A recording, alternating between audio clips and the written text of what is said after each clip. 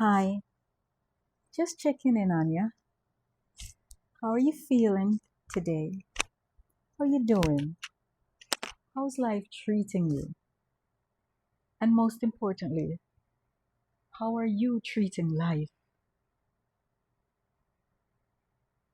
Sometimes we spend so much time asking why life is happening to us, and we forget to ask how we're responding to it.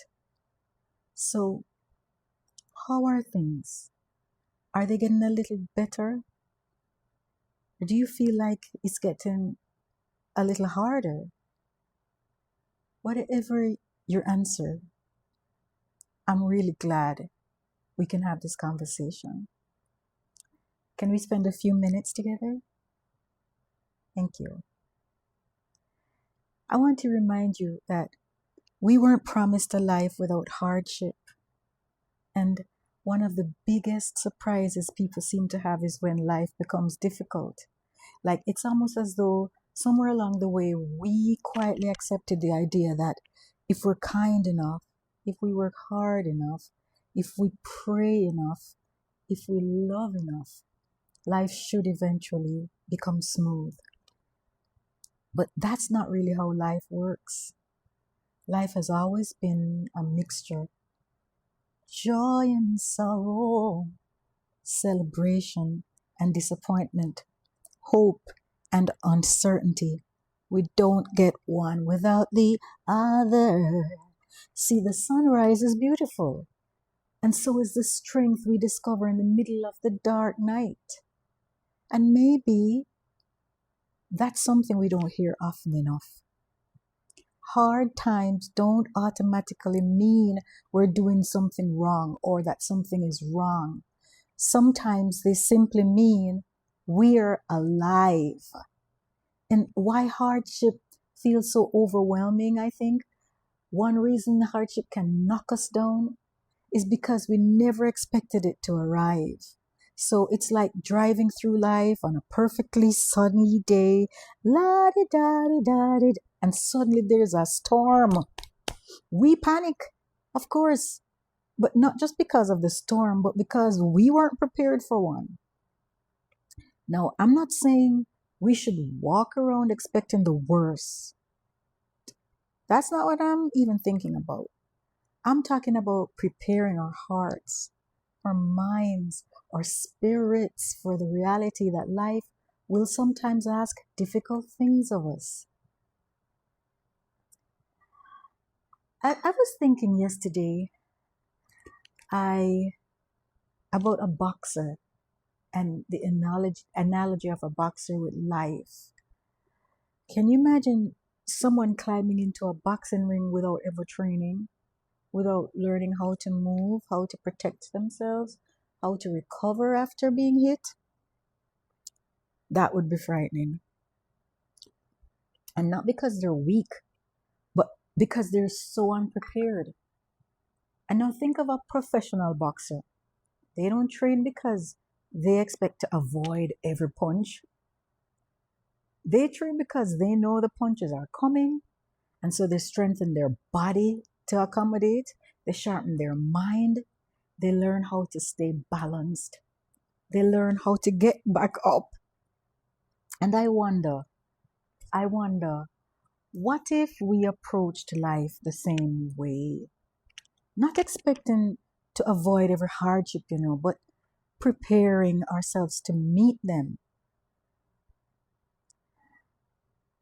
Training could look like, Training for life could look like not starting in the gym. I think it starts more quietly by learning, for instance, how to breathe before we react, by choosing gratitude even when everything isn't perfect, by asking for help when we need it, by resting without feeling guilty, by forgiving ourselves for being human. Remembering that we don't have to carry every burden alone is important. And maybe training looks like building friendships for some. Maybe it looks like prayer for others. Maybe it looks like therapy.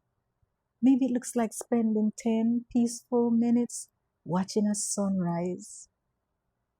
But training doesn't make life painless, but it sure does prepare us and makes us stronger.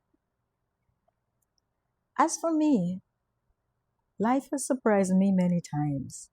There have been moments I didn't expect, dreams that took longer than I imagined, disappointments, changes, responsibilities I never saw coming. Never saw coming. There have been seasons where I wondered, how am I ever gonna get through this? And yet, here I am, flowering here. And not because the problems disappeared, but because through the grace of God, strength grew while I was living through them.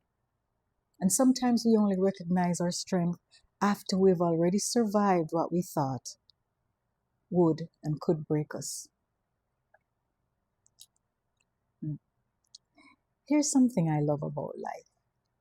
Even though we can't always choose what happens to us, we do have choices. Because we can choose how we respond. We can choose how we become.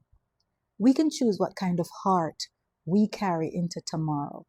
And just like a boxer develops their own style, we get to develop ours. Some people move quickly, some stand firm, some protect first, some counterpunch. And life gives each of us the freedom to find our own way.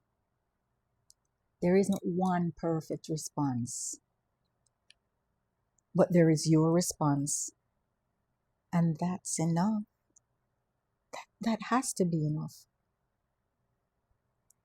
So maybe instead of asking, why is this happening to me?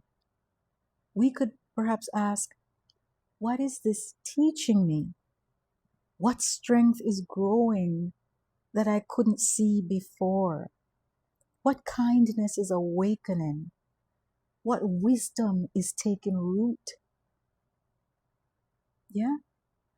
Because every season, even the painful ones, can leave us stronger than they found us. So today I just wanted to check in on you. How are you doing? Really?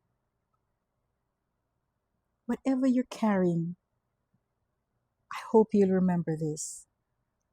Life will throw punches, because that's what life does.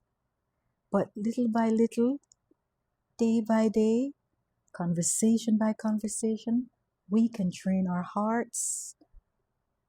We can train our hearts not to become hard, but to become resilient, to become hopeful, to become compassionate, to become the kind of people who can fall and get right back up again.